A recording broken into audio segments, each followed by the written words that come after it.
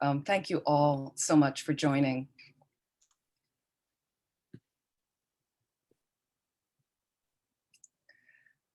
So let's begin by once again reestablishing a good motivation. I know you're in the middle of your day, a lot of you.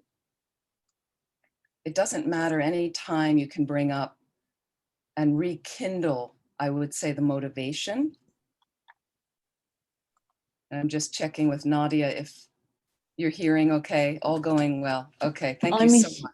Thank you so much, Amy. Hello. Yes, Nadia. Yeah, I'm hearing you perfectly. I'm just on the French Canal, so unless I switch, you can't hear anything, of course. Yeah.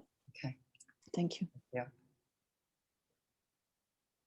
So it seems we've overcome some karmic obstacles as a group, right, from yesterday. And so once again, considering there's a lot of beings that are not here. There's a lot of beings that have no ability to be here, have not met the Dharma, are really, really struggling. I can just, understand a bit with the volunteer work I'm doing in this area in the United States. I've been doing some volunteer work during the pandemic because I'm suddenly home. When I'm traveling all the time, it's hard to volunteer because you're never around. So I drive diapers to refugee families, new refugee families for their children in the area. There's an organization. So it's very contactless, we say. I drive downtown to an office, they put it in my trunk, the bags, they give me the address, and then I drive to somebody's house, put it on their step, and you meet these people who are so grateful, but many of them have come out of very, very bad regimes in West Africa and some other places, the people I've met. And then after a while of delivering diapers, they graduated me, as I say, to delivering small computers and mobile phones. So then and to hand off one of these boxes to someone, and you see the smile on their face because now their children can get connected to school. And otherwise they have no ability because everything was shut, the libraries were shut, and as you know. So it's, and there's so many people I just think of suffering, and they're living in a kind of, dirty urban neighborhood, and what it's like to come to a foreign country where you don't speak the language. I think it's a lot. And I just think of all these other beings suffering from illnesses, mental and physical. And so for all of these beings, this is why we're interested in taking better care of our minds, right? In working on changing and transforming some of the negative tendencies of our minds, because it makes us more peaceful. So that ripple that goes out from you in the universe, in the world, is more peaceful. And so when that bumps up against someone else, there's less hostility overall. But if we could become Buddhas, if we could become fully enlightened beings, think of the possibilities of how you can help. Right? And I was so impressed because I'm reading this book that Venerable Elizabeth is in, and called Big Love. Some of you may have heard of it. Big Love is the story of the life of Lama Yeshe, one of the founders of the FPMT. And it's all about his life. And it's really about the beginning and all the development of our organization, the FPMT, of which the Centre Kalachakra is just one center. And Venerable Elizabeth is in the book in the old days, the early days. It's very inspiring. And to read about the realizations of Lama Yeshe and Lama Zopa Rinpoche, which we have known for years. I've heard the stories for years, but to really read all the students, all the different tales of what they did. And one of the stories that really touched me is a young man a teenager, he's the son of a student, comes to Lama Yeshe, and he's hearing voices. So he's got a mental imbalance. And many of us know people with mental illness. And many of our centers attract people with mental illness because they know Buddhists are kind and we won't just throw them out. And you understand, a lot of you have been in touch, and it's very, it's just one of the hardest things because it doesn't quite get the respect as when somebody says they have cancer, right? So this young man comes into Lama and he gets an appointment, and Lama Yeshe he wants a pot of boiling water, like a steam. Is everything okay? There's a lot of chat. So is everyone hearing okay? We have people just struggling to find the translation, so maybe I can just adjust that now. Sure. Donc, normalement, la traduction, si elle apparaît pas dans les options, elle est peut-être cachée. Dans ce cas-là, les options sont regroupées dans un bouton avec 3 petits points dessus, ou plus, ou quelque chose comme ça. Mais si vous cherchez dans les options disponibles, ça devrait être là pour tout le monde. En tous les cas, une partie des participants a accès à la traduction. Voilà, j'espère que vous allez régler le problème. Oui, vas-y, Jessie. Moi, hier, j'avais un problème aussi au début. Et en fait, tu as mis ton écran à toi. Et donc, il y avait la traduction. Et j'ai réussi à me mettre en traduction française grâce à ton écran à toi. Parce que moi, sur mon écran, j'ai rien comme bouton à gauche, à droite, translation, machin. Et quand tu dis mon écran à moi, qu'est-ce que tu veux dire? Ben, tu sais, j'avais eu accès à ton écran, comme tout le monde, tu sais, tu avais mis la prière du refuge et tout ça. D'accord, et c'est à ce moment-là que c'est apparu? Ouais, c'est à ce moment-là que j'ai réussi à mettre en ordre. Parce qu'effectivement, du coup... Parce que moi, j'ai pas ce bouton-là, j'ai rien du tout. J'ai comme d'habitude au centre Kalachakra, tout ça, j'ai tout comme d'habitude. Ok, c'est bizarre. So Venerable, it looks like it made a difference when I shared the prayers yesterday. So I'm going to do that and see if it makes a difference. Ah, okay. Voilà, ok. Là, voilà, ça va être bon. Non, normalement, moi, normalement, c'est bon pour moi maintenant. Normalement. Ok. On peut essayer? So is Nadia translating? Yeah. I just would like to say, Venerable Amy, to tell Venerable Amy, if you could just slow down a little bit and repeat what you said about boiling something. I couldn't hear it. Okay, sure. Yeah, I haven't finished that story. Okay, so. all right. Absolutely. Yeah, I thought I was talking a little too quickly this morning. Okay, so are the people hearing the French at this point? Ouais. Okay, very good. I just have to tell them something, that when I switch to talk to you, it's normal that they shouldn't hear me, because some of them are worrying.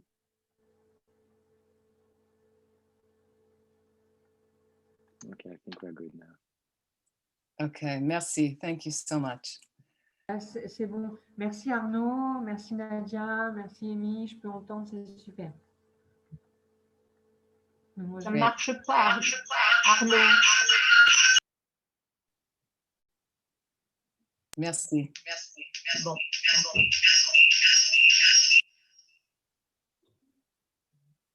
Can we mute everybody's mic except the people that need to? Great. So Virginie, can you mute your mic? There's some feedback. Thank you. I think we got everybody. Thank you so much. Merci.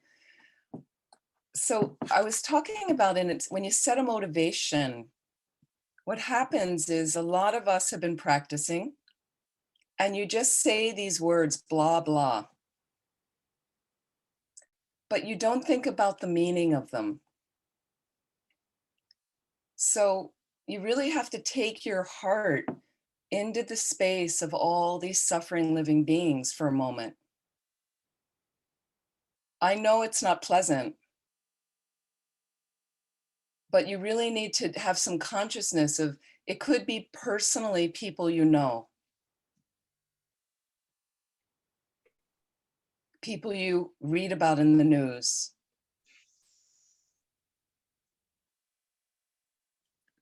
And then you want to think about, in our current state, most of us are quite limited in helping people. So for instance, even if your family or friends come to you needing some basic advice, we advise from whatever life experience we have, right? From whatever level of knowledge we have. But often, don't you think, I don't really know what to say to them?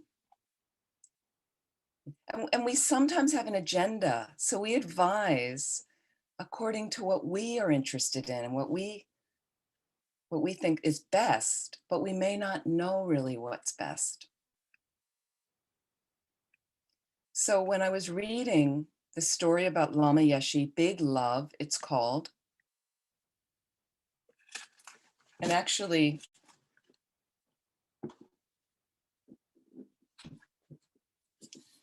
okay, this is one volume.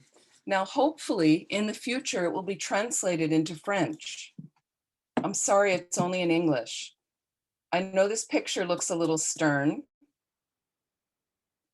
Volume 1 has a different kind of picture because this volume comes into the end of Lama's life.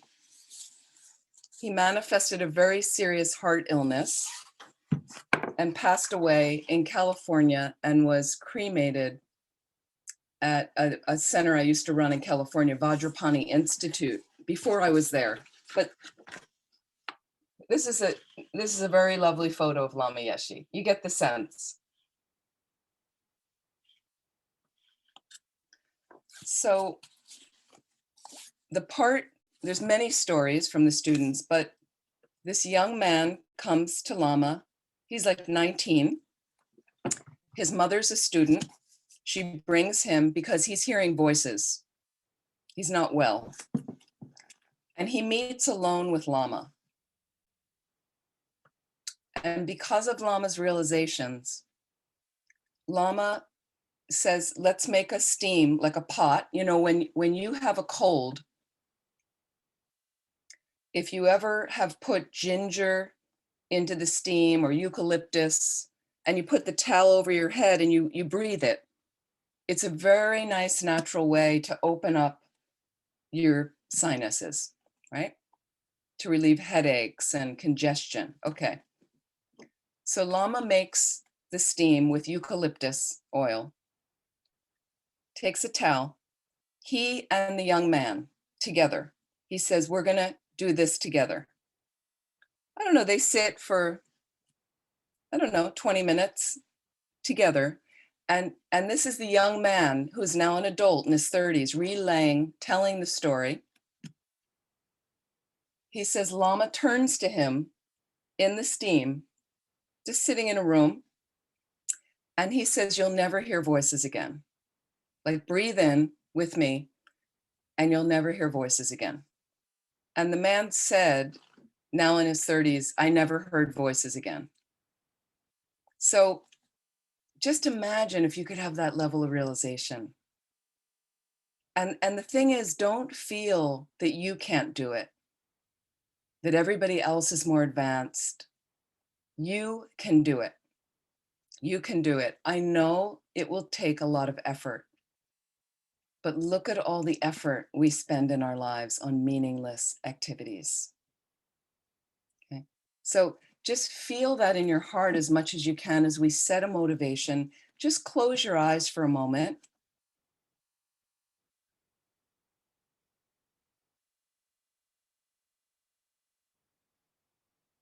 And whether you have met Lama Yeshe, Lama Zopa Rinpoche, have watched any teachings with His Holiness, the Dalai Lama, or other great beings like them,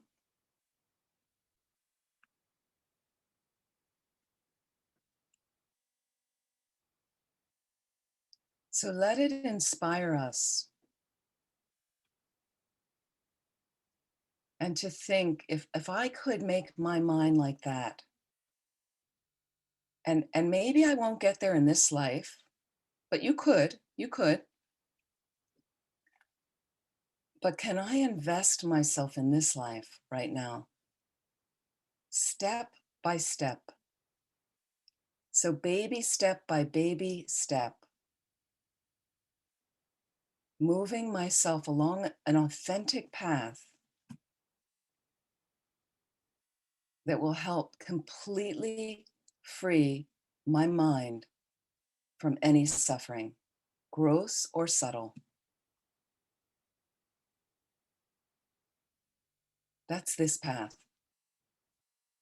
And can I participate as much as I'm realistically possible in developing a meditation practice,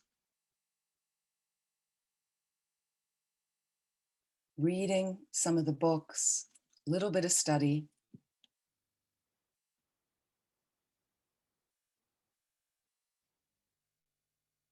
but the whole purpose is so I can eventually reach a place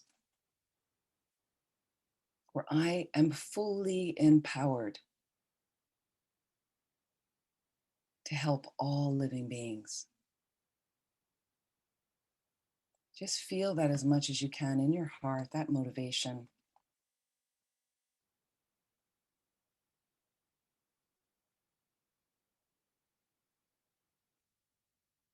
Because it's for all living beings that we are going to talk about today, how to transform the negative states of our mind into something glorious and blissful.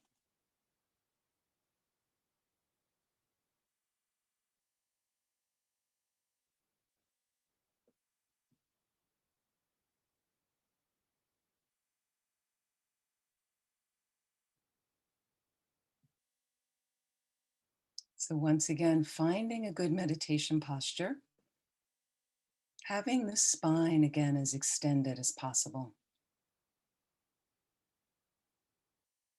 If you're in a chair, it's perfectly fine to meditate. As the body gets older, it's often hard to sit cross-legged. Try not to lean too heavily against the back of the chair. And have your feet flat on the floor, or you could place them on a cushion on the floor. But feel that grounding with the floor for a moment. Even if you're in an apartment, it doesn't matter.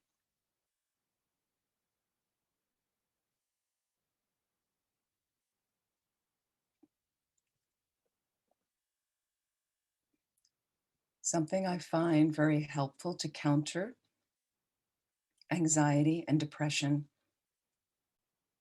is to ground yourself. Feel the grounding with the earth.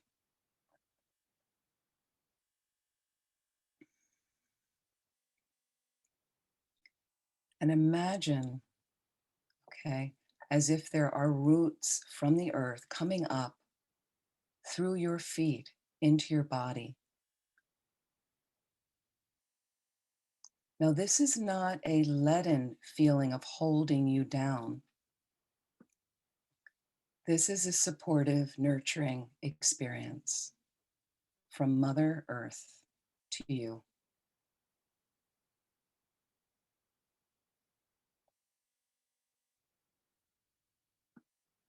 Feel that you are like the branches of a tree, spreading out and exploring life, exploring your surroundings, branching out in all of your glory, even in a quarantine, because your mind can experience anything if you allow it.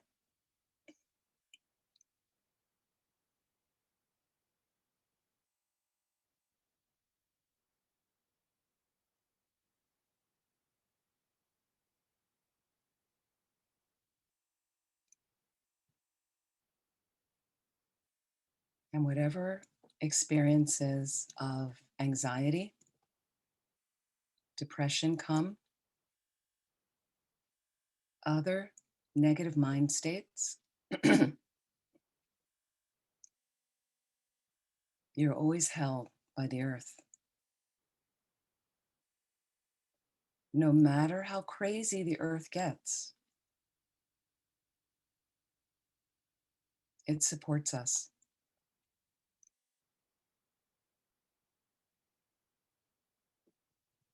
So sometimes we need to reconnect with this support, with those deep roots of Mother Earth supporting us, helping us.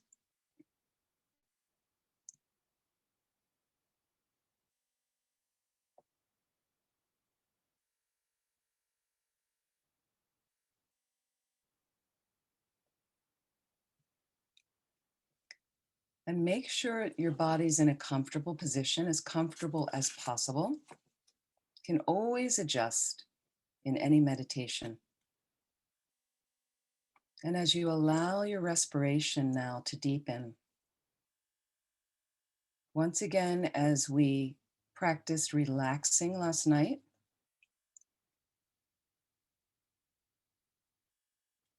start from the top of your head.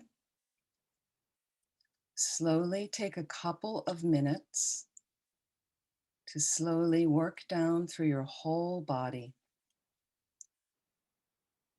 all the way down and out through your feet and toes, releasing any places you're holding tension. So just scan your body. You inhale the space to open up. You exhale the tension as best as possible.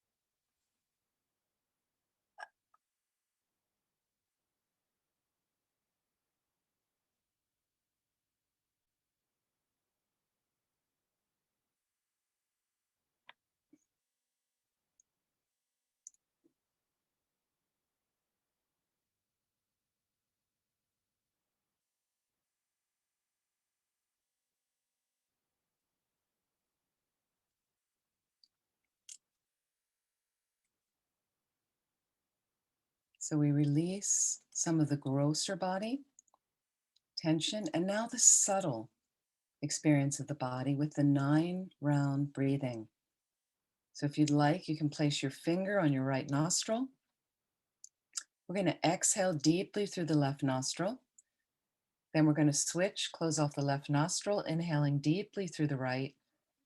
Imagine you are clearing anger and hatred from your mind 3 times.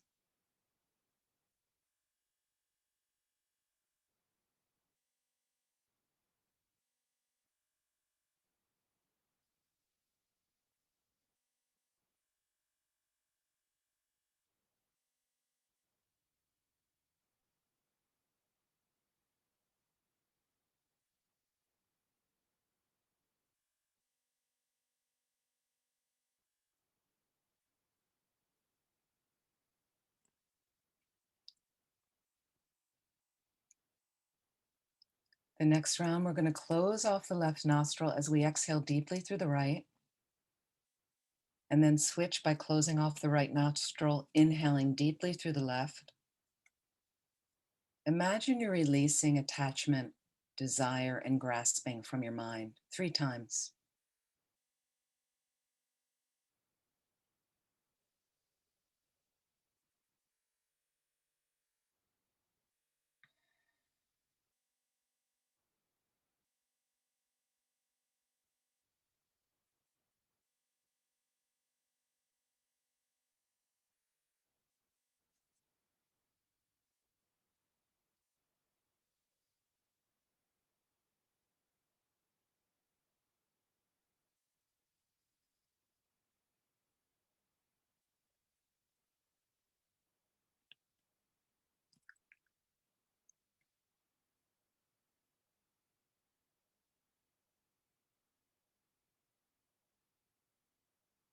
Our last round, we're breathing in through both nostrils. We're exhaling through both nostrils. Imagine you're releasing confusion and ignorance from your mind 3 times.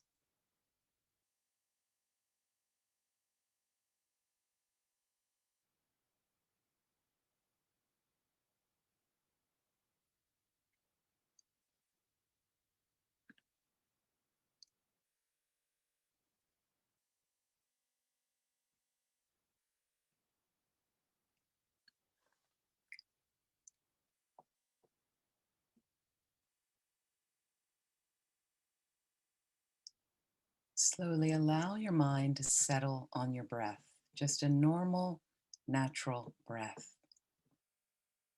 It's not the Ujjayi breathing of yoga, just a normal breath,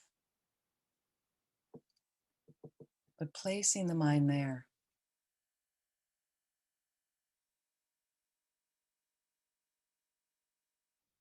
So another antidote I find to negative mind states.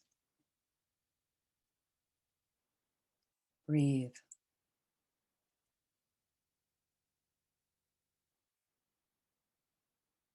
When we get agitated, when our mind is agitated, what is normal is we start shallow breathing. And as you do that, you're getting less oxygen to your body, and that makes you more stressed. So throughout the day, just in general, whether you are stressed or not, take a moment and take 3 deep breaths. Let's take some deep breaths right now.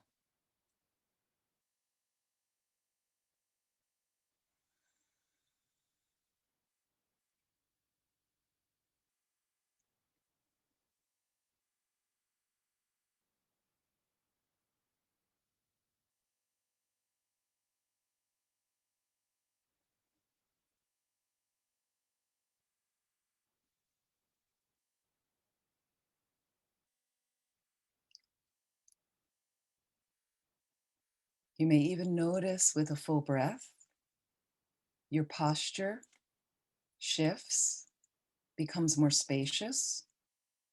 We're sometimes hunched over a desk, over a computer, or you're in a chair looking down at your phone. The body constricts. You slouch. The shoulders curl in. When that happens, the lungs have trouble fully expanding. So that's why meditation posture and checking that posture. So we have ideas about meditation. And if you're new to meditation,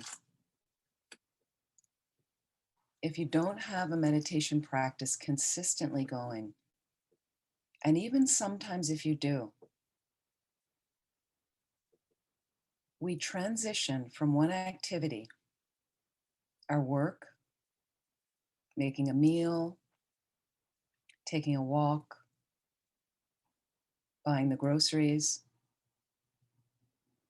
and you come back into your house, into your apartment, and you've heard about meditation and you're attracted to it. You have some friends that meditate. So you sit down on a seat without really checking how's the seat. Is it supporting the body properly?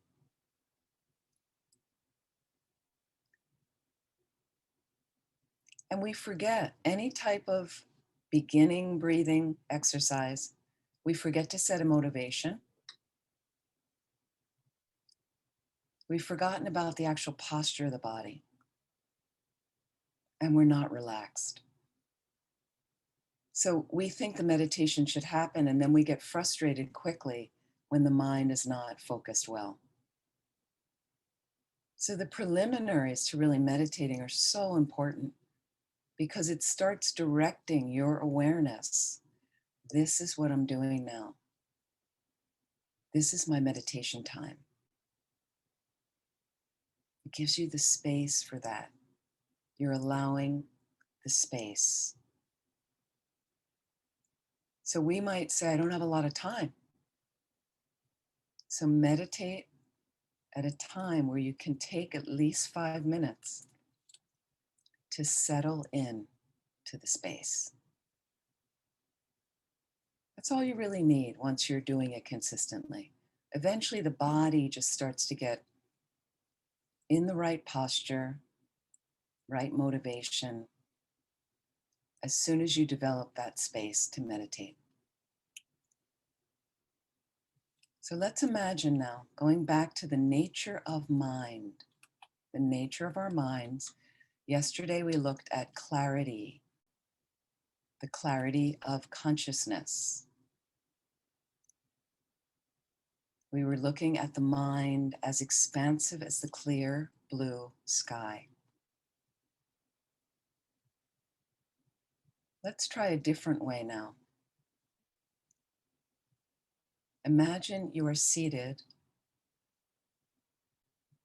on the bank of a clear mountain lake. Clear mountain lake. And you're looking out over the expanse of the water. Absolutely crystal clear.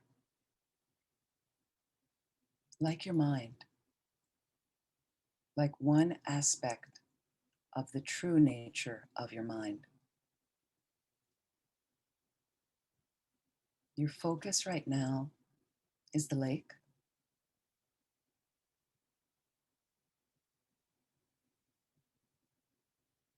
Try to keep your concentration on that clarity aspect of the lake that is like your mind as best as you can.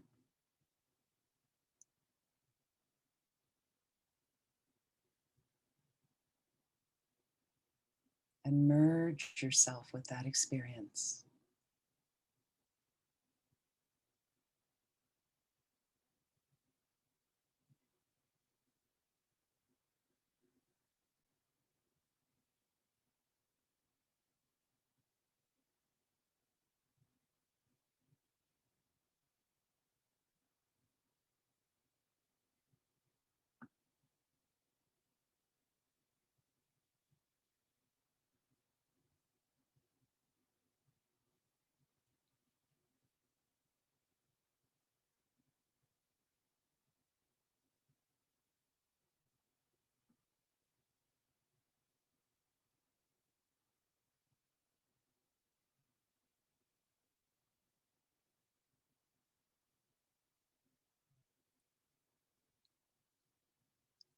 Now, of course, thoughts arise that distract us and pull our energy away.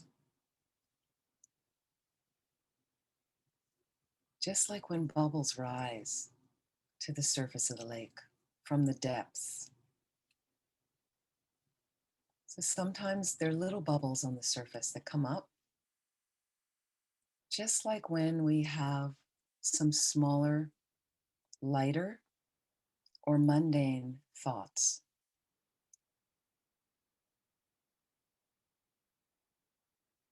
And those thoughts could be things like, I want to brush my teeth. I think I'll have something to drink. A friend is calling. There's not much disturbance in the mind or on the surface of the lake from those smaller bubbles. But occasionally a larger upset arises. A strong delusion. Attachment appears. You're grasping at someone or something. You're angry about something, really angry. you're afraid, terrified of something. You're very severely depressed. And it's like a big bubble comes up to the lake, many large bubbles. What happens from all the bubbles is ripples go out on the surface of the lake.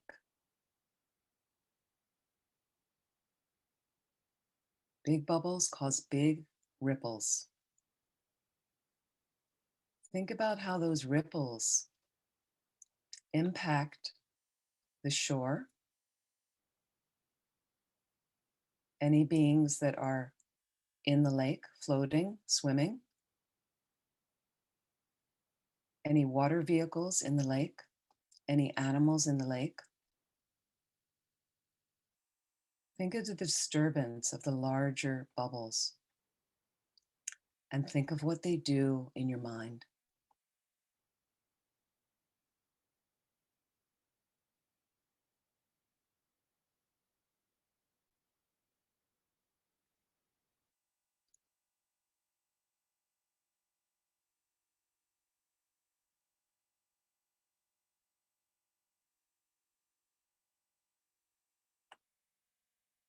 But if you're on the surface of the lake in a small boat, a bubble arises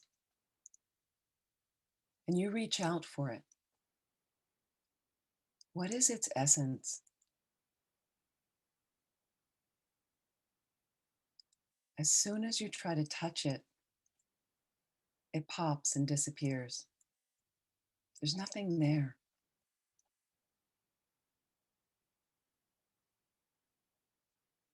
And sometimes the bubbles will just disappear, dissolve back into the surface in which they came. Like we know these heavy delusions shift at times. There are spaces between them in the mind. The heavy ripples and waves subside. And what remains is the clarity that's always there. So as you try to experience merging with the clear expanse of the lake, you try to stay focused there. That is like the nature of your mind. Just observe when you get distracted and start following a thought. Notice the nature of the thought.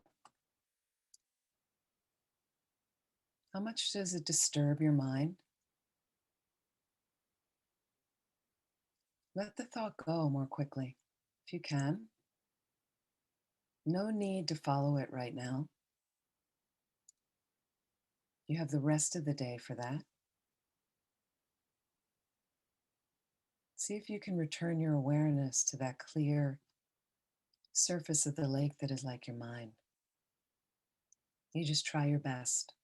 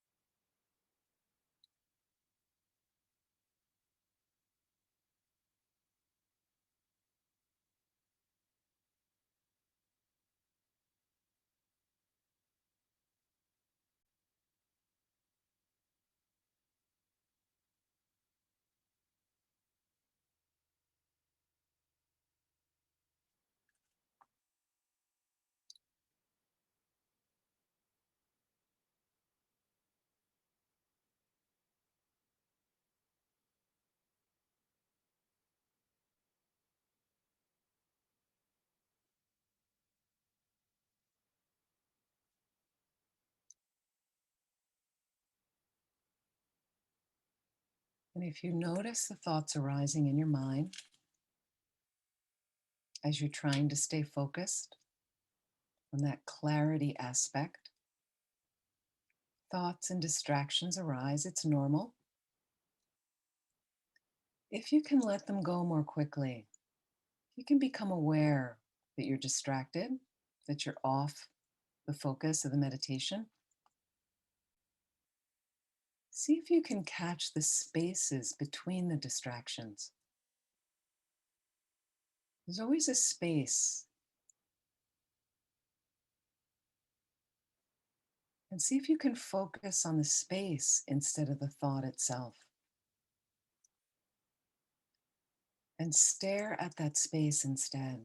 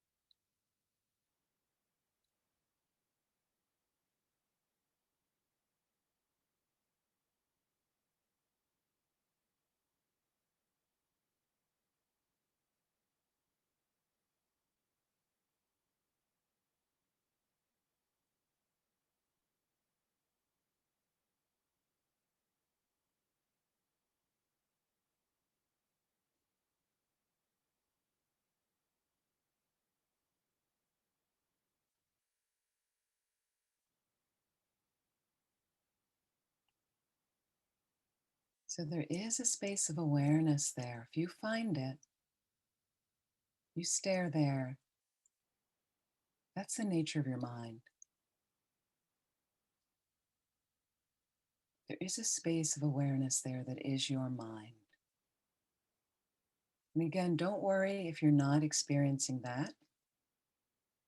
Just return to the clear surface of the lake that is like your mind and focus on that. Watch the bubbles come and go, release them more quickly, returning the surface of the lake to that clarity that's like your mind.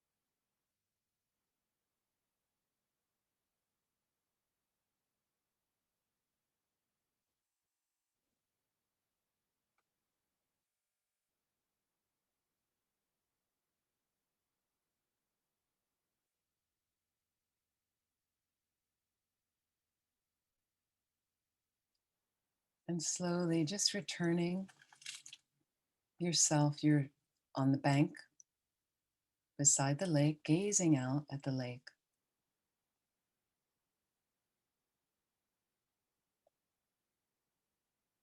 And then slowly bring yourself back into your space where you're seated now.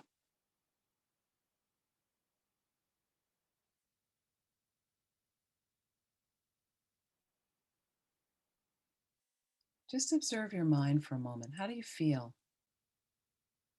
Any little insights pop up? Just notice.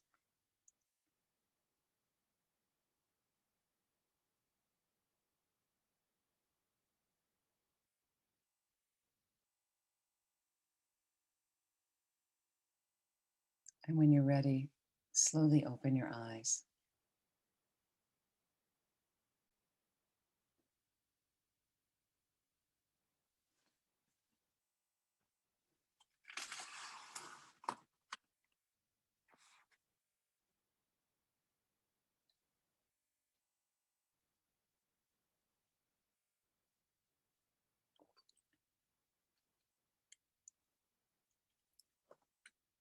So I wanted to take a little bit more time with meditation,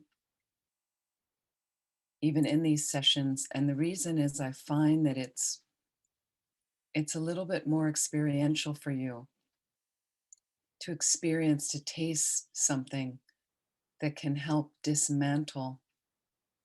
perhaps dismantle when the delusion, something you practice, if you can, again and again, that is a resource for you. So again, imagine, and we will do some more meditations, but you're having a mild panic attack.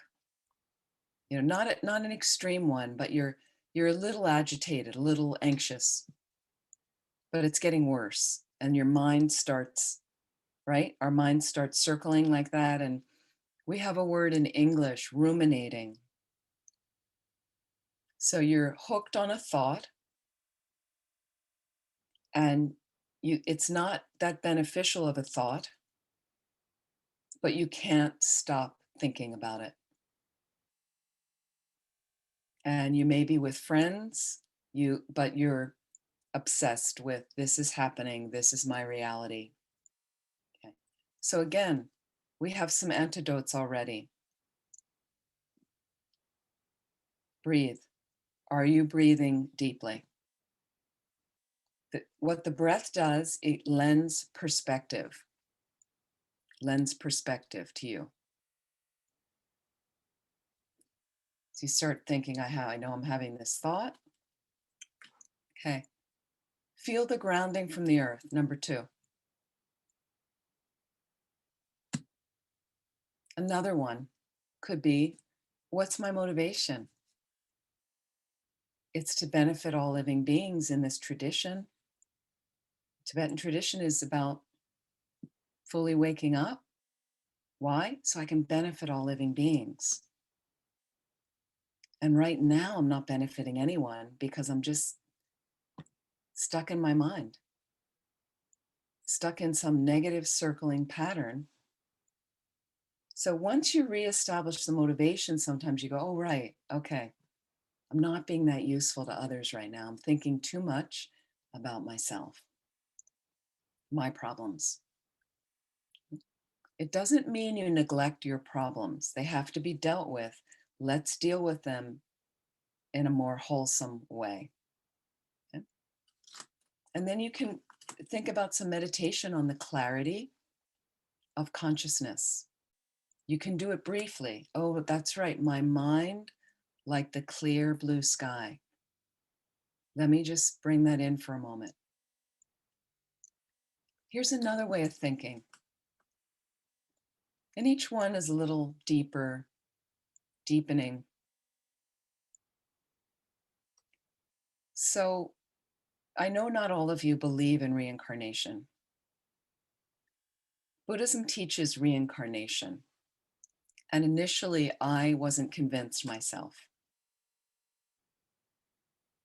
But you explore. So what the root delusion of doubt does is it doesn't thoroughly explore. It says, I don't believe in reincarnation. I think that's garbage, and I'm never going to check it out. Okay. So you never have access to what could be. Okay. So people want proof about reincarnation, right? You know, I want to know, and I find it interesting that there are so many people that remember past lives, but the reincarnate people say, you know, the people that don't believe in it kind of don't believe that because they don't remember. Okay. Many of us don't remember past lives. Very common not to remember. So then I say to people, and I thought about this deeply because I didn't believe in reincarnation. So I'm going to ask any of you, how many of you remember in this life being inside your mother? You can just put your hand up if you remember that. Okay, so a lot of you I can't see, but I'm not seeing a lot of hands, if you understand. I just see a few hands. Okay, not many people remember being inside their mother as a fetus developing, right? Okay. Did it not happen? These are ways I kind of studied and poked. You have to analyze and investigate thoroughly, please, everything I'm saying. It's better for you to check up and you be convinced. And you have to apply some of the teachings practically in your own life. Do the exercises or the meditations. See how it feels on you. Right? You have to cook it yourself. Again, if the Buddhas could enlighten us, they would. They can't. Okay. So again, I thought about that and I thought, you know, I don't remember being inside my mother at all, but there are photos of my mother pregnant with me. You know, meaning photos with, I'm the youngest, so my sister and brother near her, but she's pregnant again. And there were no other babies in between. There were no miscarriages or anything. So that's got to be me. So then I think that's interesting. I don't remember that. So past life. And then look at your predispositions. How many of you have a sister or a brother? Yeah, many people. How many of you are very much alike, like them? Very much like them? Okay, no, the twins definitely are. There's no question, you're identical twins, but not many of you have your hands up, okay? We're often very different than our siblings. It's interesting. I'm talking about siblings born to the same mother and father. Okay, my siblings, we have some traits that are similar, but we're very different. We have very different interests, different vocations, different lifestyles. Very, very different. And most siblings are, and we're relatively close in age. My sister has two boys 1.5 years apart. They're around 30 years old. They're very close. Physically, they resemble each other a little bit. They're so different. So incredibly different. Why from a young age did I watch my 1-year-old nephew years ago? We couldn't find him in the apartment one night. It wasn't a big apartment, but there were lots of little corners and we're like, where did he go? He crawled off somewhere. And I find him in a corner of one of the rooms with a big book across his lap. He's turning the pages. He can't read. He's, you know, he was always crawling off to the bookshelf, pulling books off the shelf. That age. Couldn't read, but super attracted to books. His brother, older, not even interested. Not interested. So the younger one grew up to be a big reader. So you notice certain traits of either your children, your siblings, things that are different, but you come in somehow with your own likes and dislikes. And isn't it interesting? Did you ever think about it?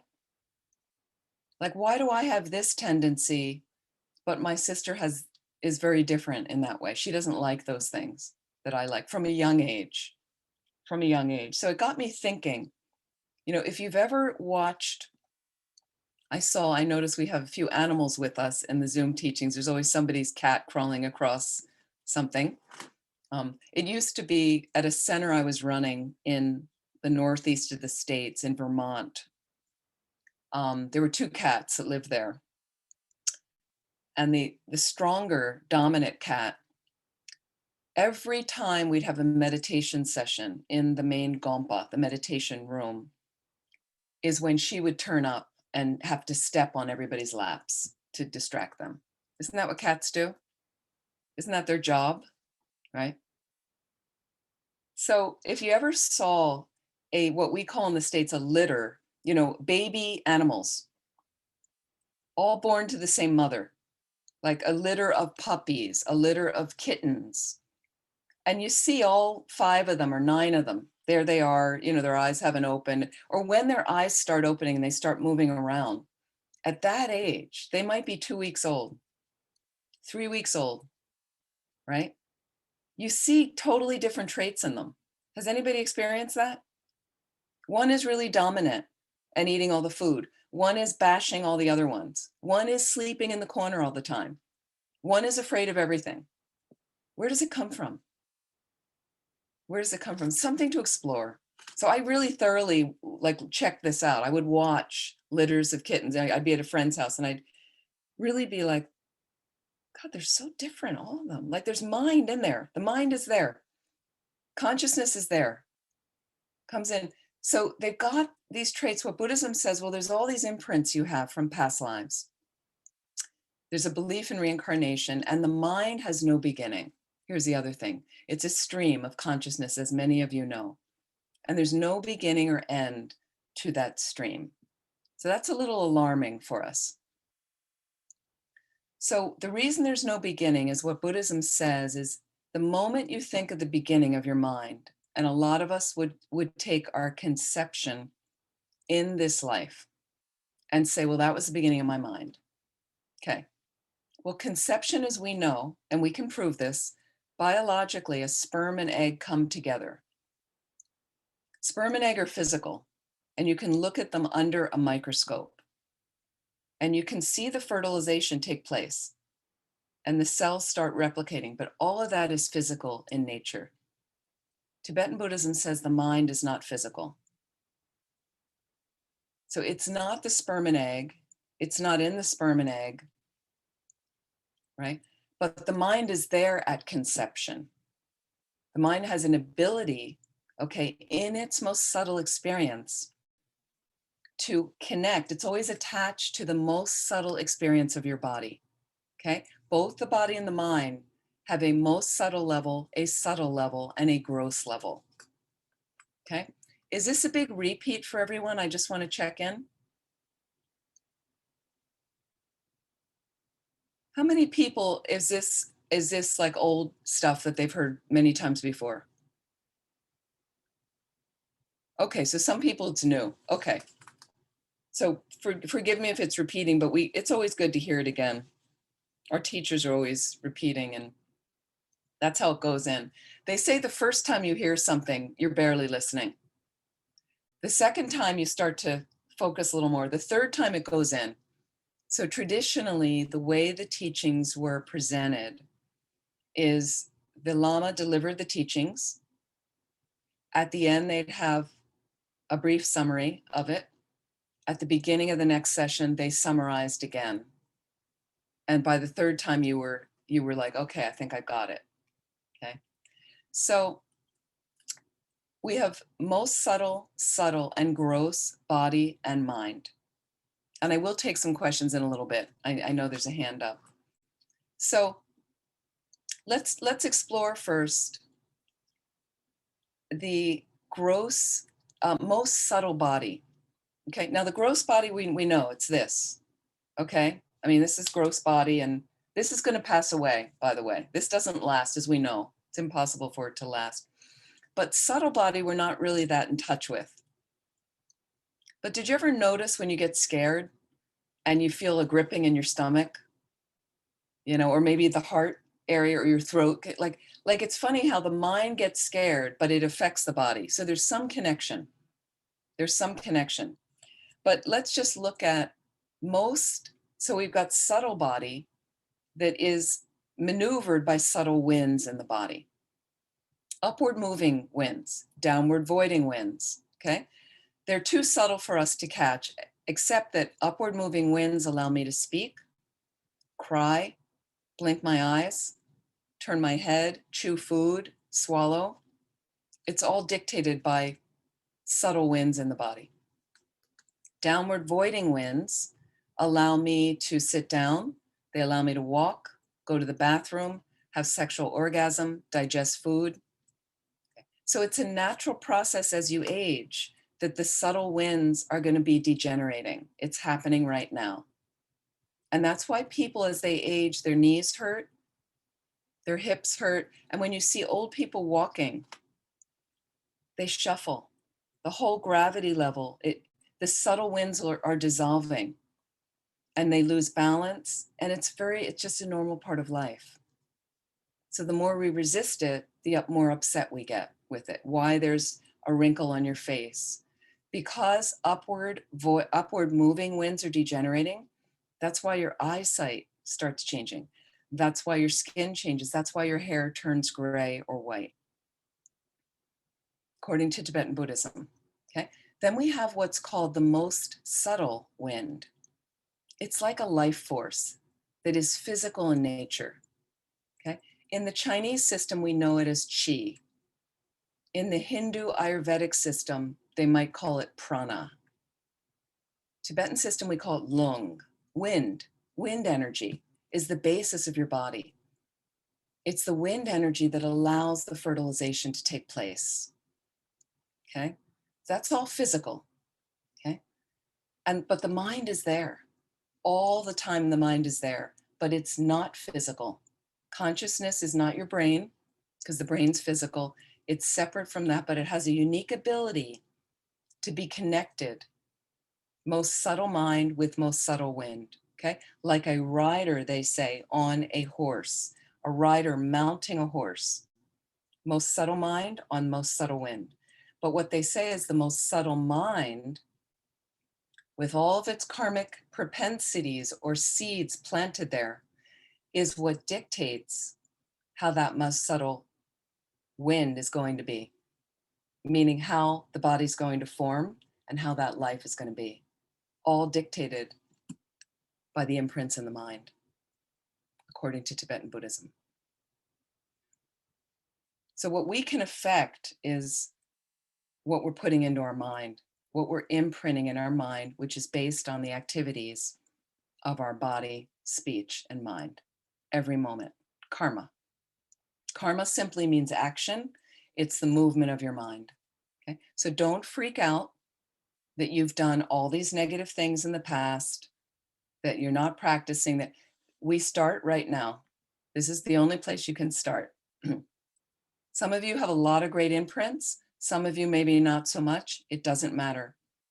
You came to the Dharma now, fantastic. You've got a great life. We just started. And you never know what you're going to access when you start practicing. What positive things will come where suddenly you're able to meditate well. Suddenly you want to study that book. You want to do that class. But here's the thing. So because the mind has no beginning is because that experience of the most subtle mind at conception that is there at conception, dictating how those cells are going to form, whether you're going to be deformed, whether you're going to be brilliant, whether you're going to have light colored hair or blue eyes but what they say is the moments of our awareness, our consciousness, every moment has a preceding moment that causes it. And that preceding moment in the past has another moment before that caused it. There's always a preceding cause, always. And every cause is the result of the preceding moment. And there will always be a subsequent result. So that means no end either, because that end is a cause of another moment of consciousness. One lifetime to another lifetime to another lifetime. Just something to think about. Okay? That I found really helped me deal with delusion in the mind.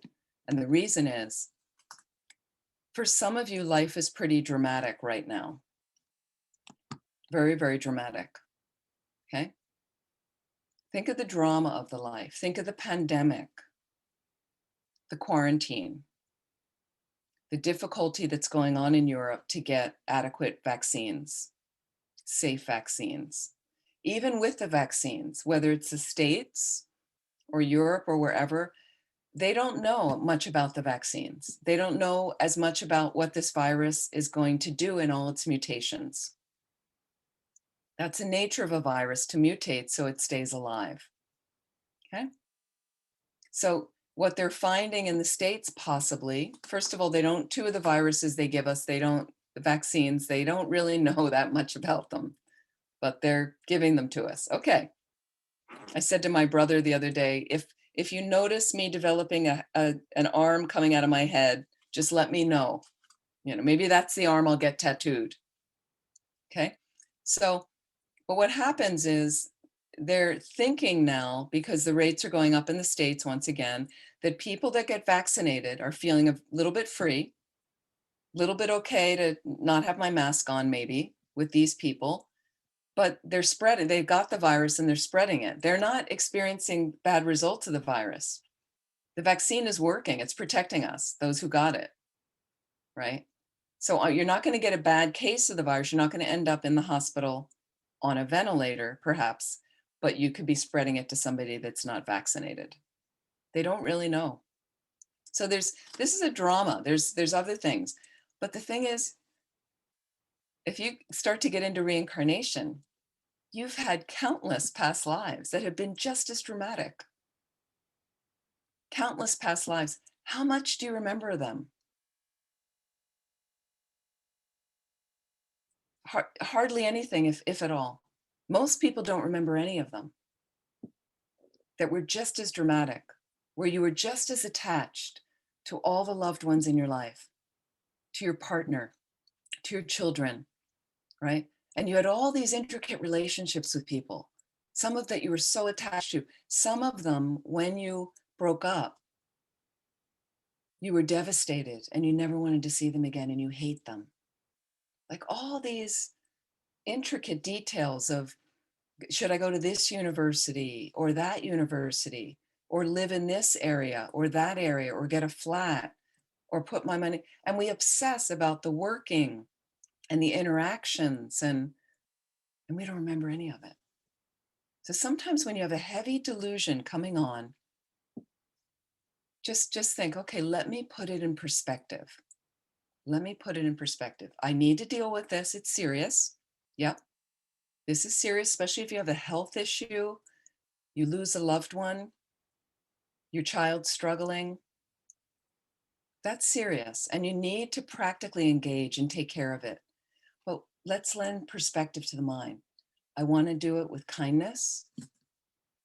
I want to research whatever's best to be done, what's possible, rather than staying up awake at night, ruminating over and over.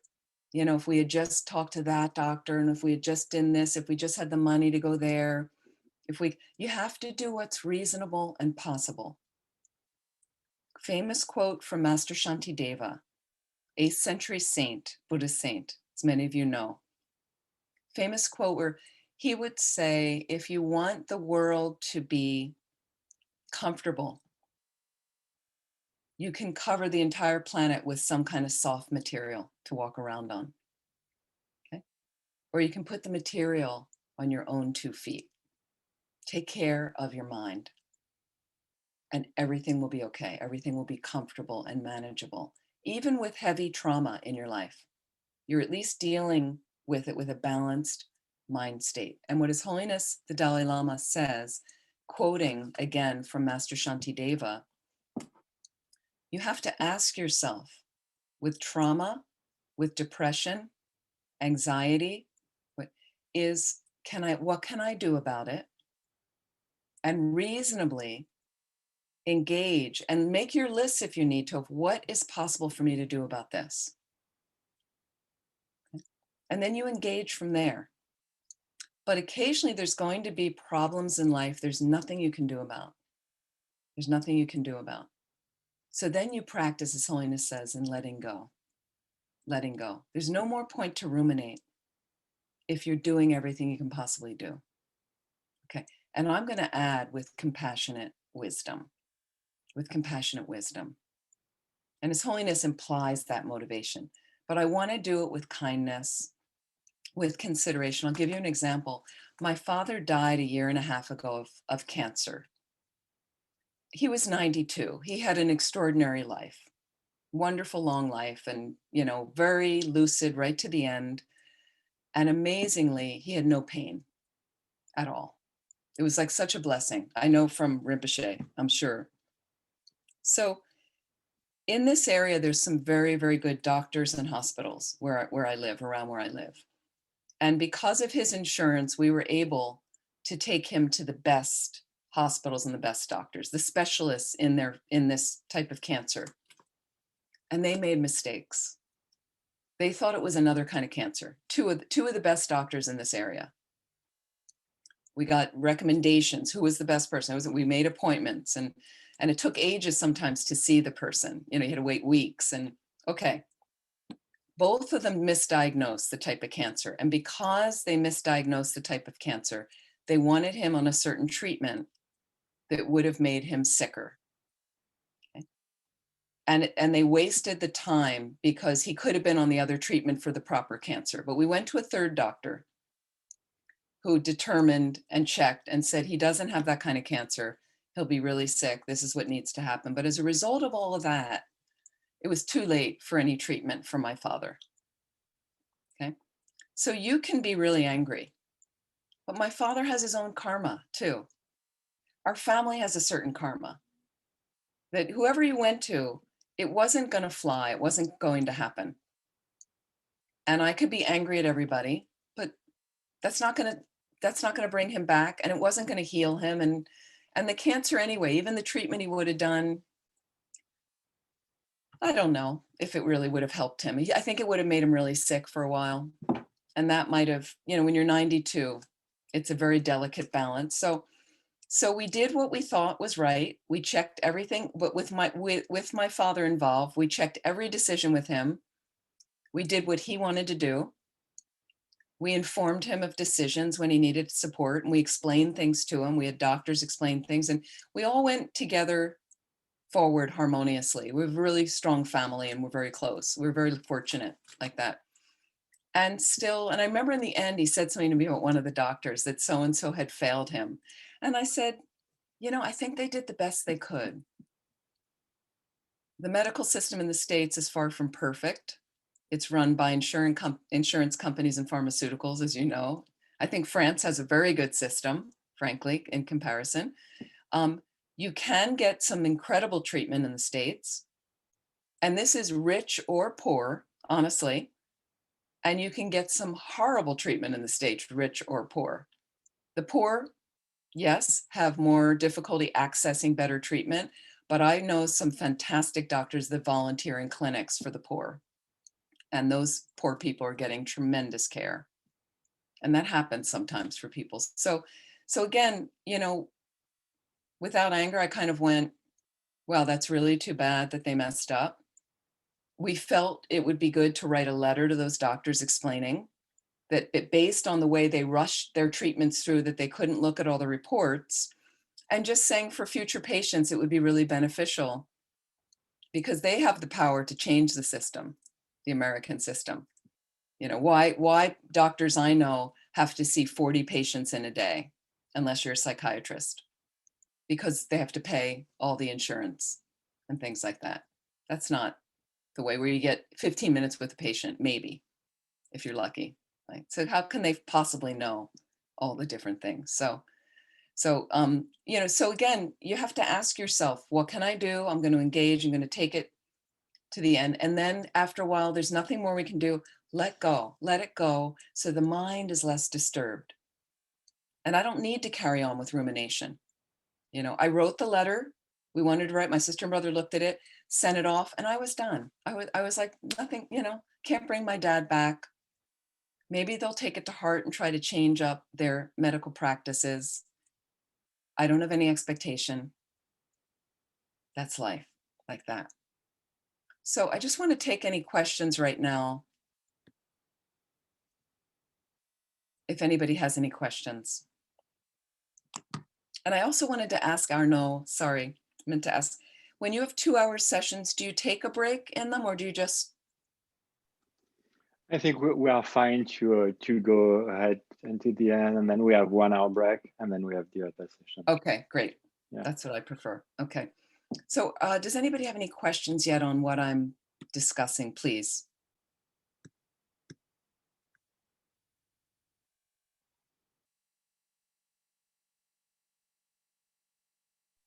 We actually have one question in the chat. Maybe Okay. Nadia, that you could read in English.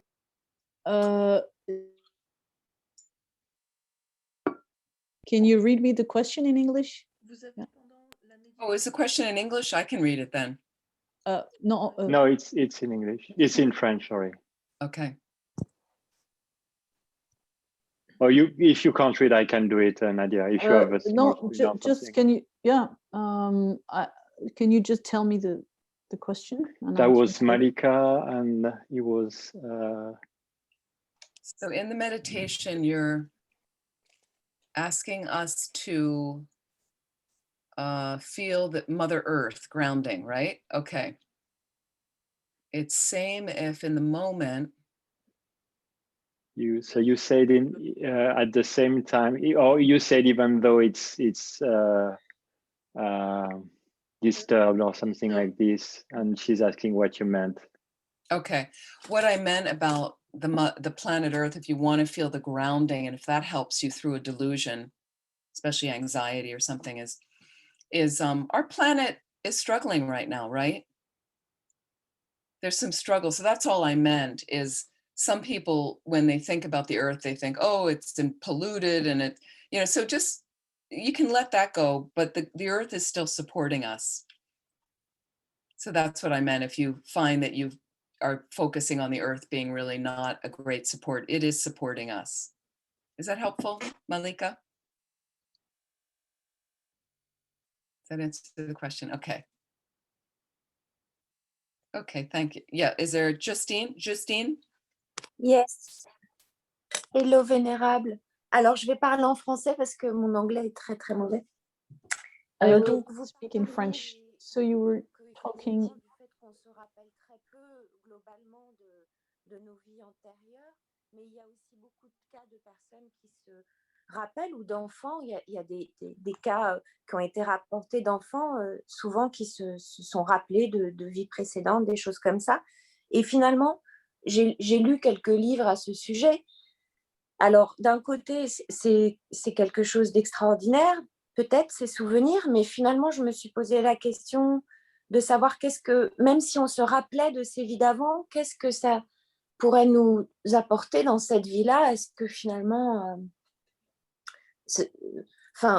oui, est-ce que ça aurait du sens finalement de se rappeler? Ou plutôt avoir conscience aujourd'hui qu'effectivement, on doit améliorer, avancer, s'éveiller, plutôt que de savoir. Enfin, c'est une question que je me suis posée. Mhm. So you mentioned that very few of us could actually remember our past lives, or we haven't got any memories at all. But in fact, sometimes there are children who are able to remember some of their previous incarnations. I've read books about it. And of course, it's extraordinary to see those stories. But what would it bring to us to remember a past life? Would it help us in some way? Or just the mere knowledge of the previous lives, would it be helpful? Would it help us to awaken? Or isn't it rather a sort of a knowledge that doesn't bring anything? Rather, isn't it better to practice rather than just know about it? Yes, I would agree. I don't focus much on the past lives. I think it's important to go with the present right now and work on your future life, because the past is over. Now, you might get a sense of some predisposition from the past and something, but I really don't spend on the past life regressions that people spend time doing. And, if you get some help from it and it releases you from some sort of trauma in this life, that's okay. But Buddhist practice will do the same thing, meaning we have purification practices that will clean past issues that have really changed things up in my mind, some of the practices I've done. And I think it's more important to focus on right now from this moment forward to make sure that the next life and the next ones are all supporting me to be able to get free. That's my particular view. If that's helpful. Thank you. Thank you, Amy. Sure.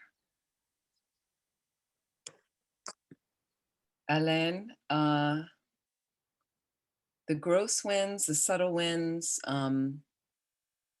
Sorry, Amy, I haven't translated to French, so I will be translating. Oh, I'm sorry. Right Go ahead. now. Yes, please. Sorry. Oh, sorry. Yeah. Sorry.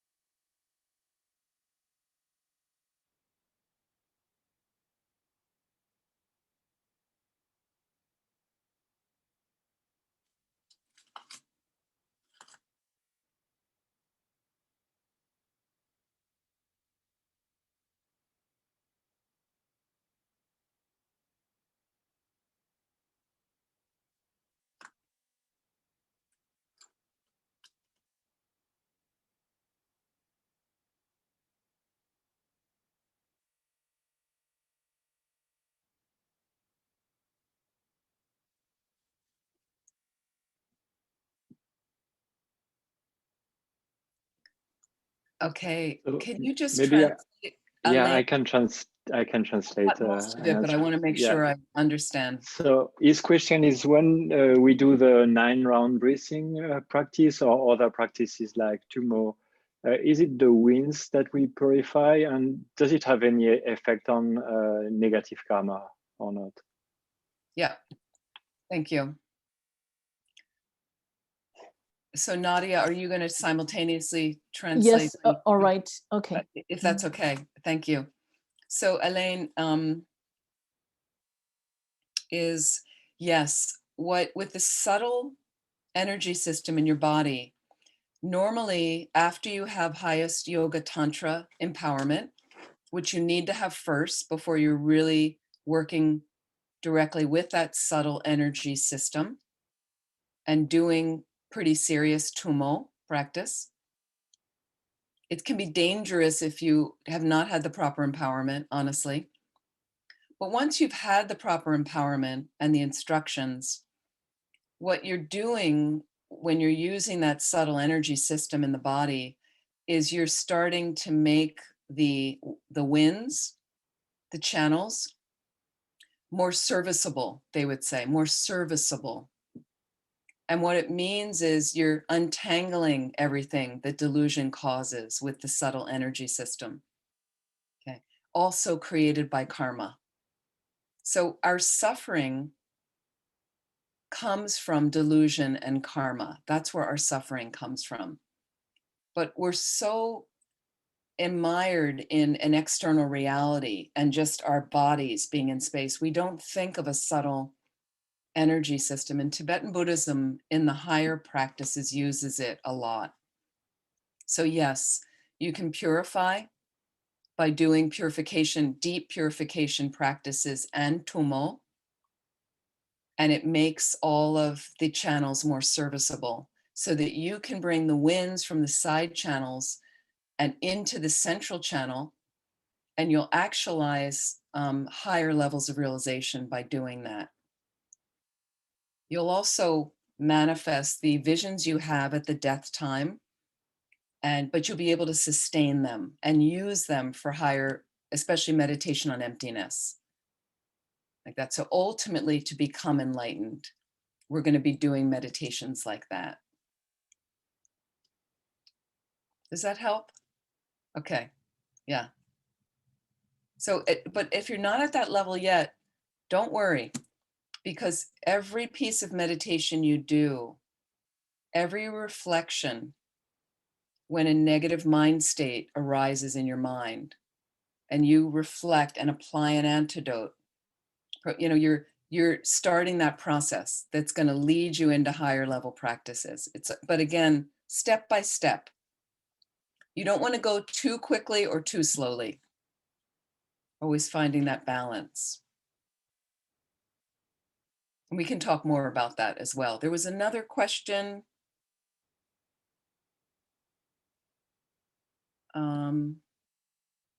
How to develop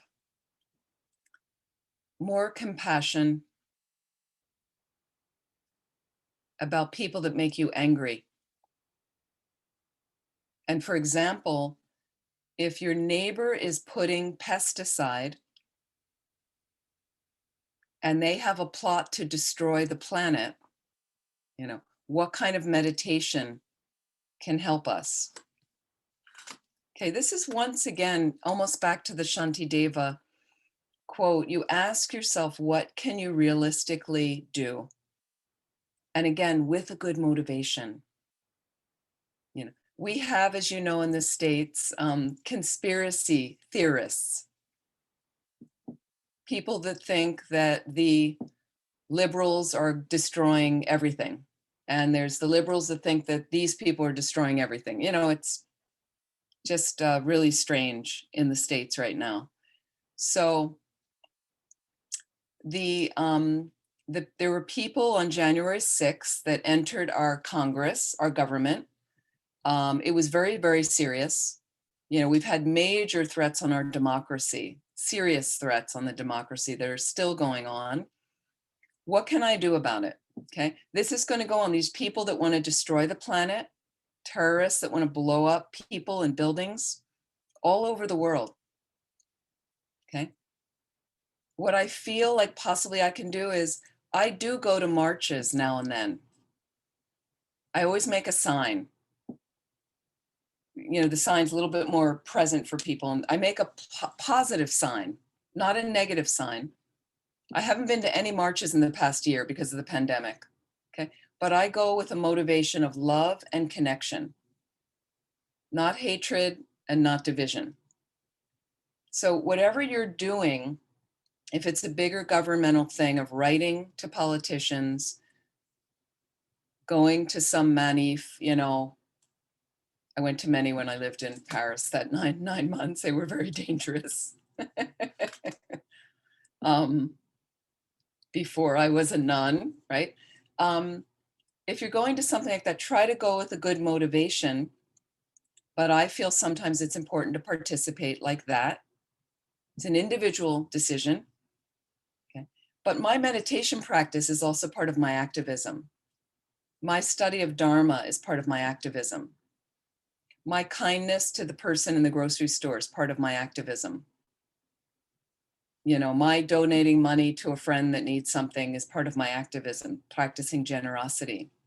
So it's, you know, I might, if I develop a good relationship with my neighbor and we become friends, we have a healthy relationship.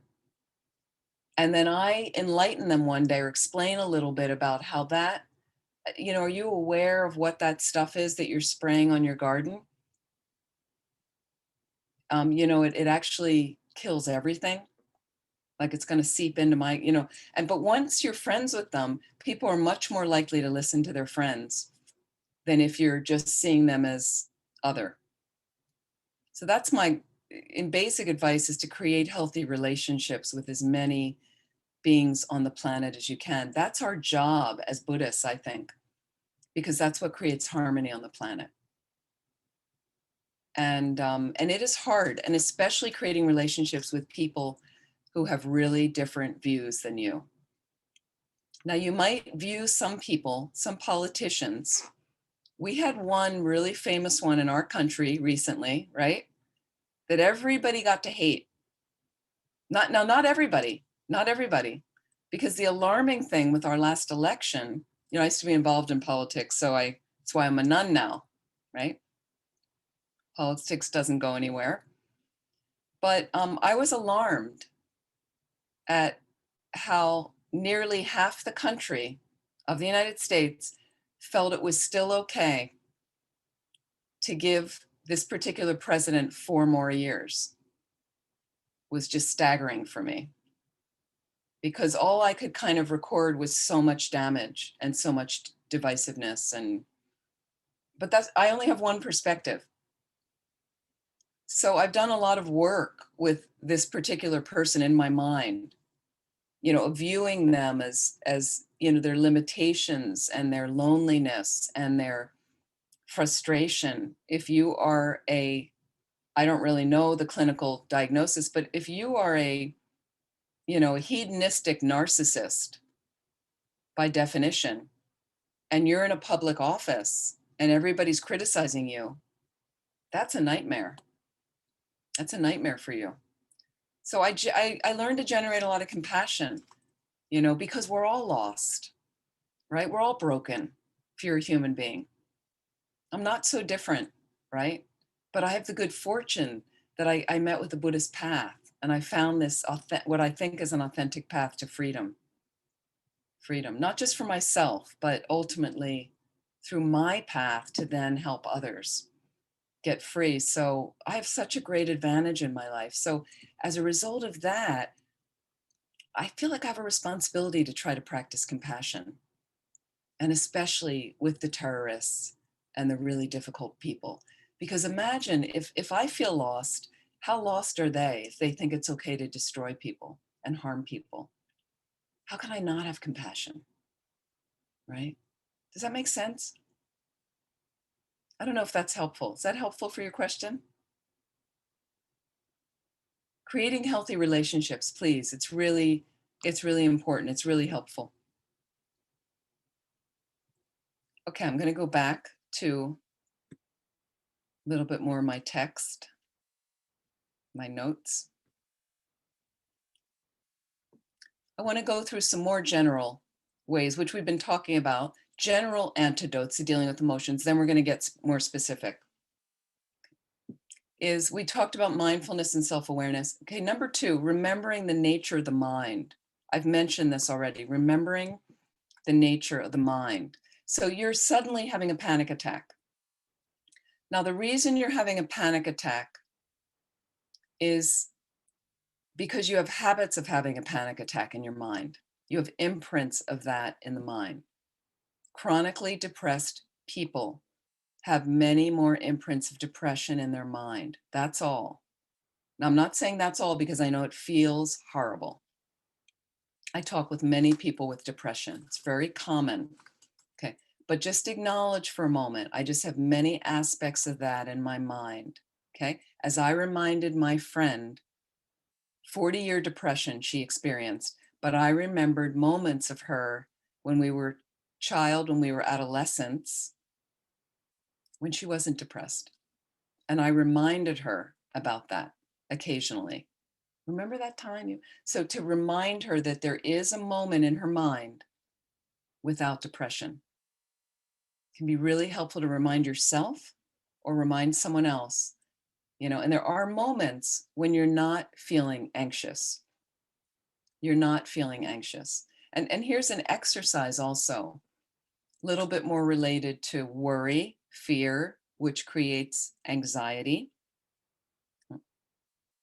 is some people have habits of what I call, again, the ruminating worry, where the mind is turning around and around and around the same fear. So you're not planning to do anything about it. You're not taking any constructive measures. You're not determined that you want to end this rumination, this negative cycling. You're just letting it go on and on. So it makes a very deep, what we say, trench, rut in the mind. And because it's a deep trench or a rut, you're more likely to fall into it, as we do with things like that on the earth. You fall in deeper. But when I realize I'm down in the hole, I can start at least to say, all right, wait, let me not dig any further here. Okay, there's the light, and let me see if I can yell to get some people to help me, because sometimes we need to ask for help. It's a very positive experience. We don't like to, but it's actually a really helpful thing to do. People are very willing to help, right? And then you can start to determine ways. Maybe I can create a few steps in my trench and start to walk out of this trench. So if some of you are aware, I'm sure it's an older book, was translated into French, a book by Sogyal Rinpoche called The Tibetan Book of Living and Dying. Has anybody read that book? You're familiar with that book. Some people are shaking their, okay, it's really a worthwhile book to read. And there's one page in the book I remembered, he's talking about life practice. So what he says, he makes an analogy. He says, and it came from somebody else. I can't remember who wrote this. I walk down the street. I fall into a really big hole.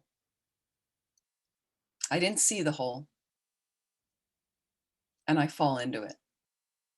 And it takes me a really, really long time to get out. But I finally crawl out, and I continue on down the street.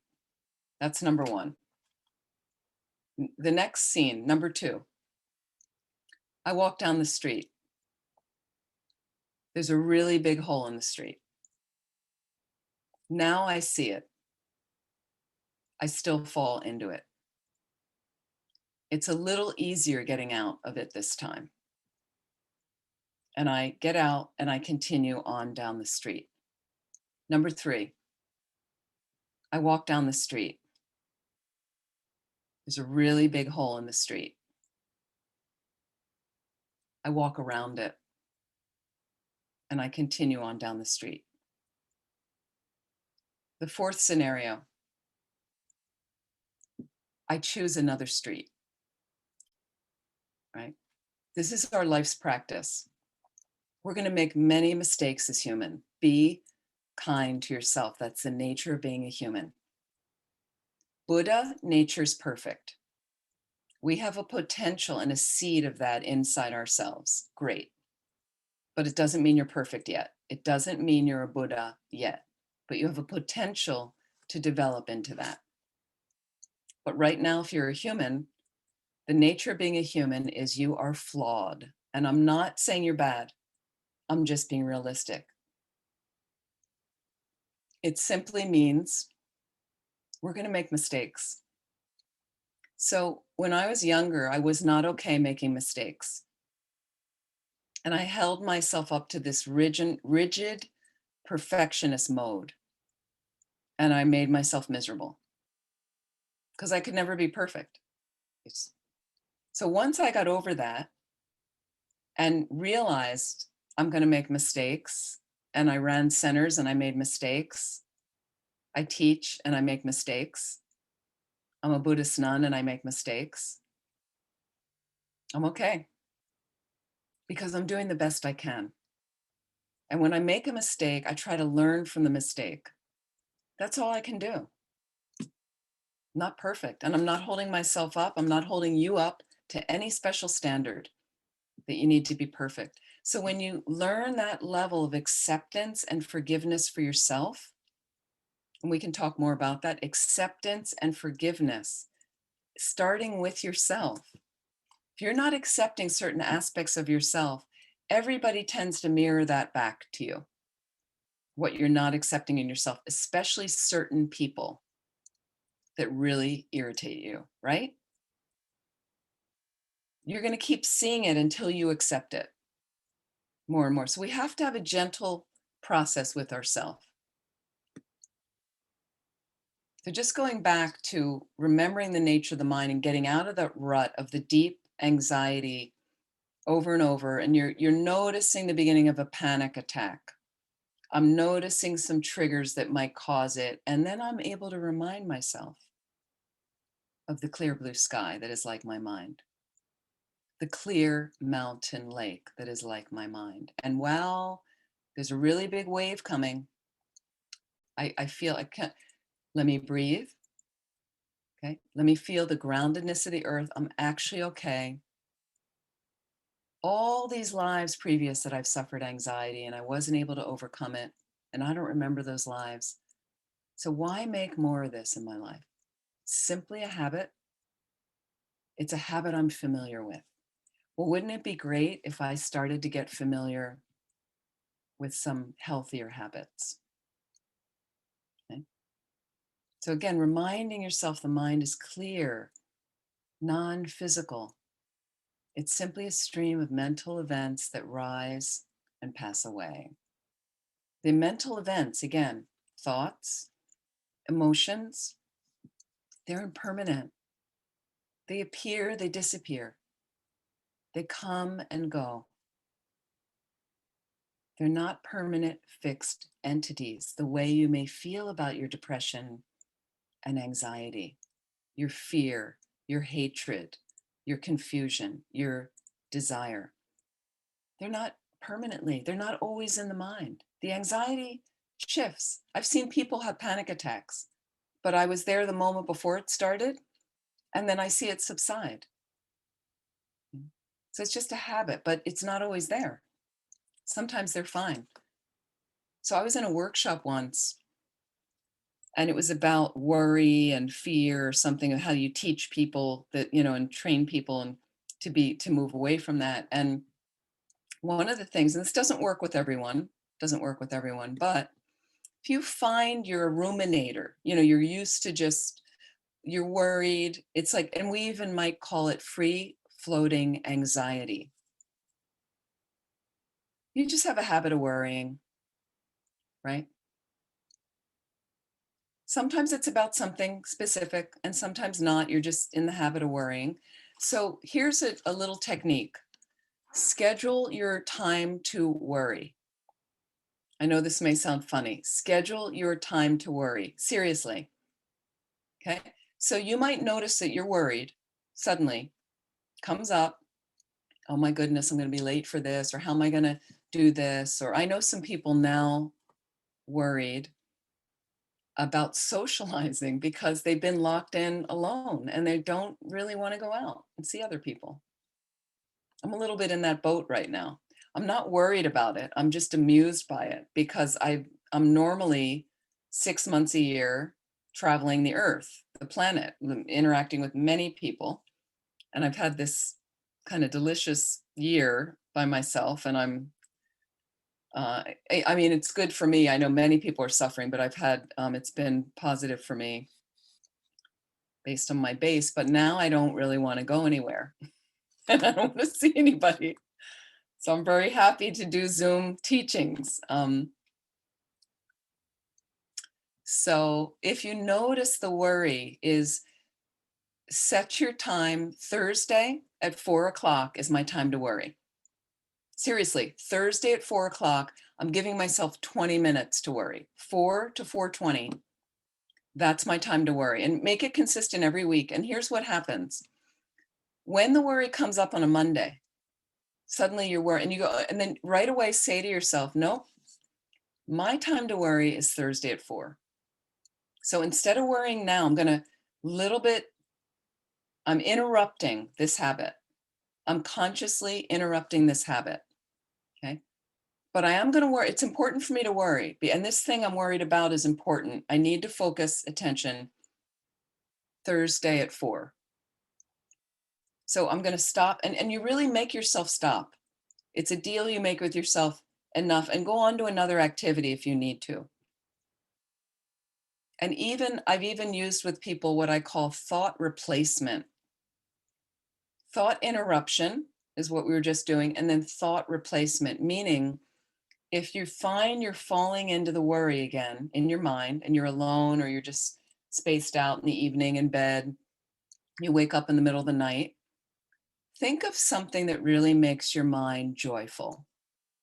Quickly replace the worry thought with what images make your mind joyful. What thoughts make your mind joyful? One example, I have a friend who gets very depressed. Her joyful moment, and this sounds like a cliche, but it works for her. She's in a small room filled with puppy dogs. That works for her. Most people like puppy dogs. The puppy dogs are jumping on her, licking her, all their little tails wagging. So she just plants herself in her mind. She visualizes she's in that room. And so what it does is it doesn't create more moments of the worry thought in her mind. Visualize you're in a gorgeous garden. You know, whatever makes the mind spacious. And another time when I mention the experience of the past lives meaning we had so many, countless. We often don't remember anything about them, and they were just as dramatic as this one and just as important as this one. Is occasionally, if you're able, now I know some of you live in a city, so it's hard to see the stars. But if you ever get out into the countryside and you look up on a clear night and the sky is filled with endless stars, the stars, they're all like little universes unto themselves, right? And sometimes I look up and I just feel so tiny. So like a little, let's say you get 80 years of a lifetime. That's a good life, 80 years. We don't all get 80 years. But let's say you get 80 years. But think of the eons of the universe. It's just like a little, that's it, little flash. Like if you watch a shooting star, you look up at the sky and it's just, that's a life like that. So it kind of puts it in perspective for me of like, oh, okay, like this thing is important. I need to take care of it. What can I realistically do to take care of it? But let me put it in perspective. Let me put it in perspective. Okay. If you've ever read this wonderful book, I highly recommend, The Book of Joy. Some of you have read it. The Book of Joy is a conversation.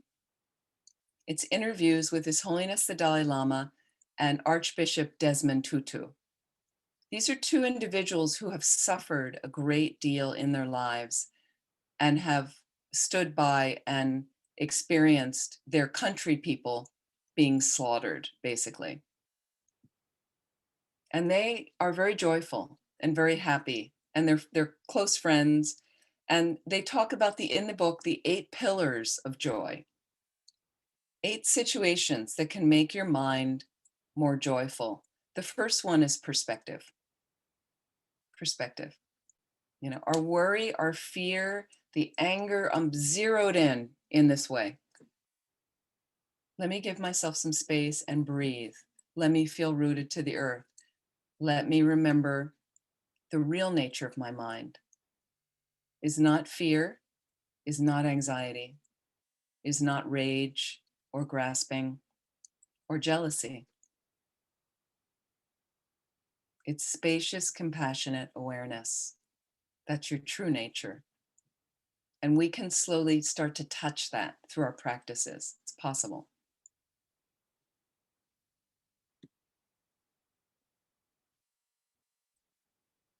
So when you do the thought interruption, you try to replace with a more positive thought, letting go this ruminating.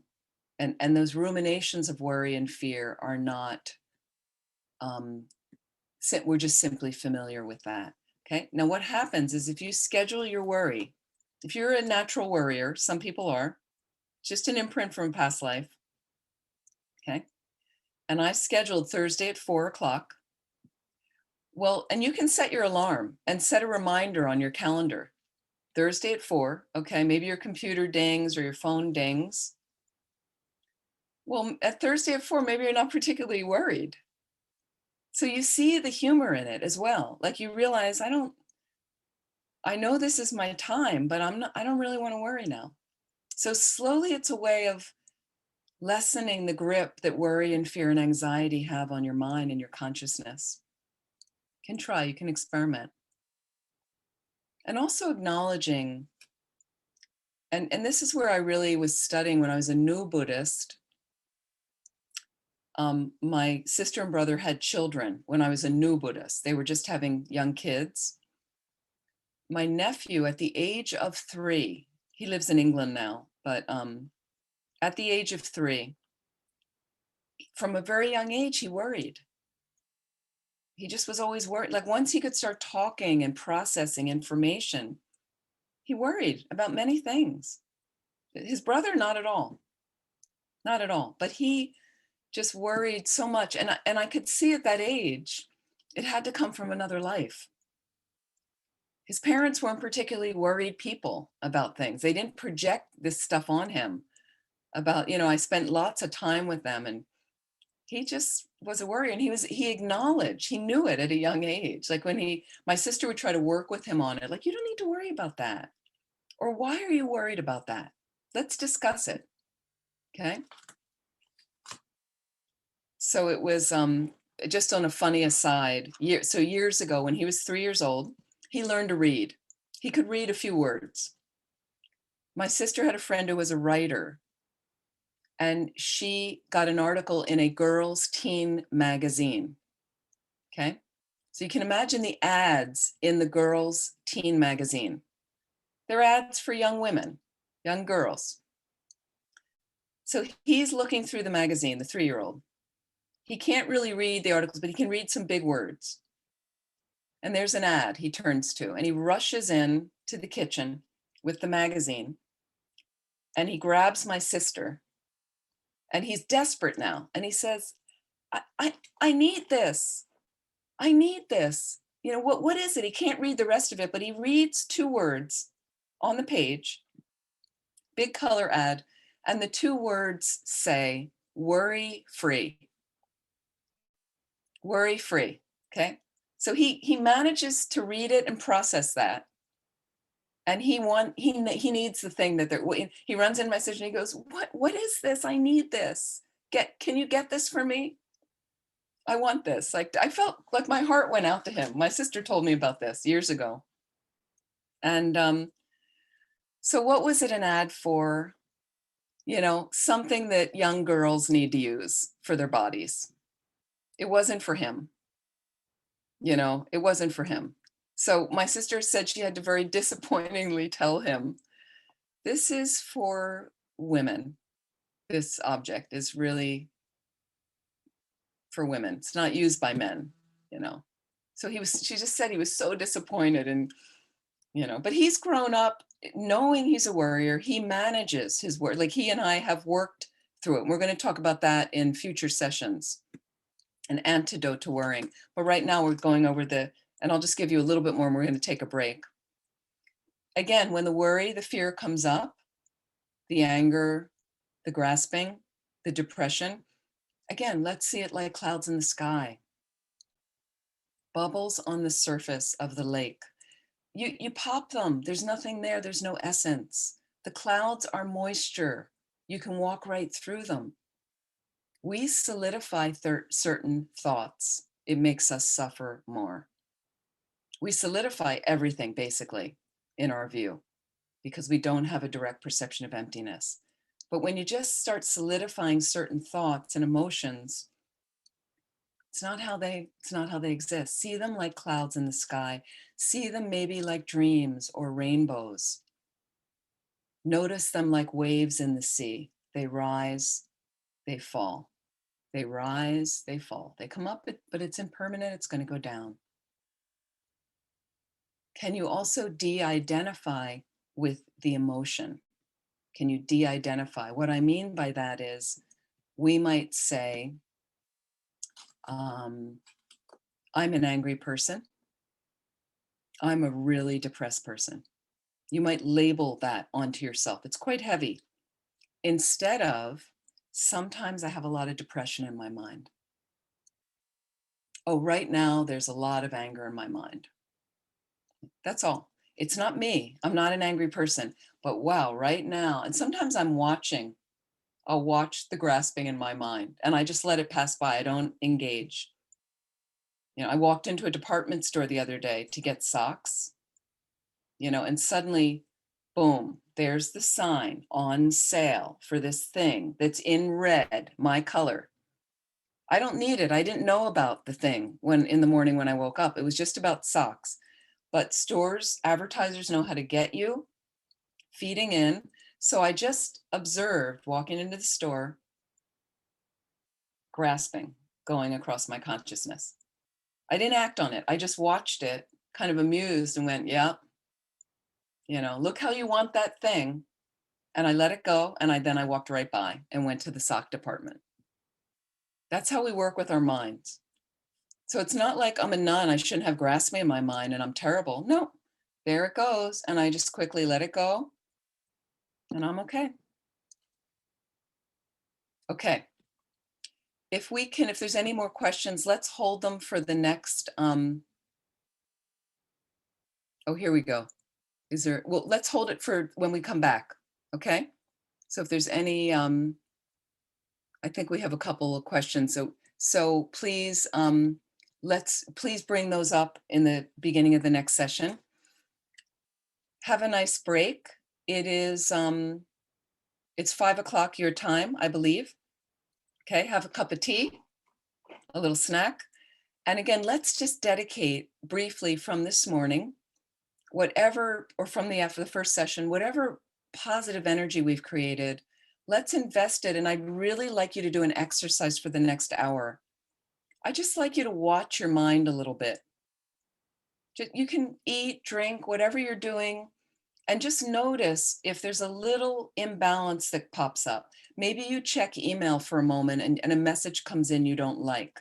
What's happening with your mind? Maybe you do a little 5-minute meditation to deal with it, applying one of the antidotes we've talked about so far. Try to do that. And let's dedicate to our having a positive break, some space for the mind. And whatever we do, May it help us, and all the merit we've created help us quickly get enlightened to be of the most benefit to all living beings. Merci.